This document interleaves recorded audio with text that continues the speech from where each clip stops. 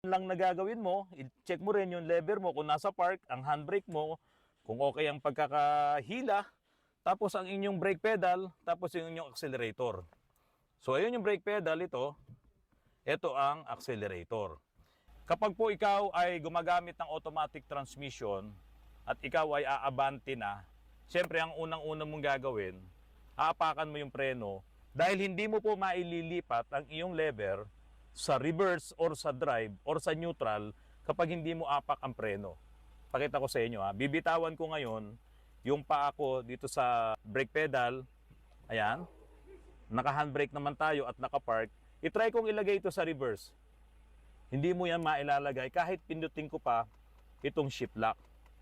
Okay. Hindi ko yan mailalagay sa reverse. So wala ring panahon para mailagay mo sa neutral at sa drive. Para ngayon mailagay ko sa reverse or pumunta na ako mismo dito sa drive, aapakan ko ang preno. Ayan, nasa drive na ako. Ngayon, kung gusto kong ilagay sa neutral, tutulak ko lang na ganon. Pero itatry ko ngayon na ako'y nasa drive, aalisin ko yung paa ko sa brake pedal dahil ako naman ay naka-handbrake, tatry ko ngayon ilagay sa neutral. Pwede. Okay? Tapos ilalagay ko sa reverse. Pwede rin. Ako naman ay naka-handbrake. Pag ilalagay ko na yan sa park, pwede rin. Ngayon, mula sa park, ilalagay ko ngayon sa drive. Para ngayon umabante ako, kailangan ko ibaba ang handbrake at bibitawan ko po yung preno. Aabante na yan. Ayan, umabante po tayo. Okay, babalik ako ngayon sa neutral.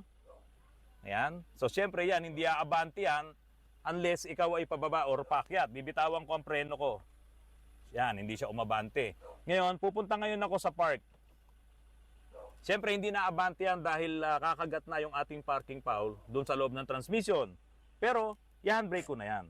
Ano kaya ang nangyari doon sa Ford Everest na siya ay umabante? Ang sabi po sa mga news report ay naapakan daw po niya ang accelerator. At dire-diretso po siyang umabante. Kasi mga kapatid, halimbawa, nilagay ko sa drive. Nakaapak talaga ako sa preno. Kasi kung ako'y galing ng park at inilagay ko sa drive yan, hindi yan malalagay.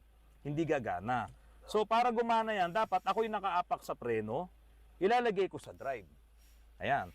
So syempre, pag binitawan ko yung preno, alam ko yung nangyayari. Aapak ako ngayon sa accelerator. Kaya hindi pwedeng idahilan na ang naapakan daw niya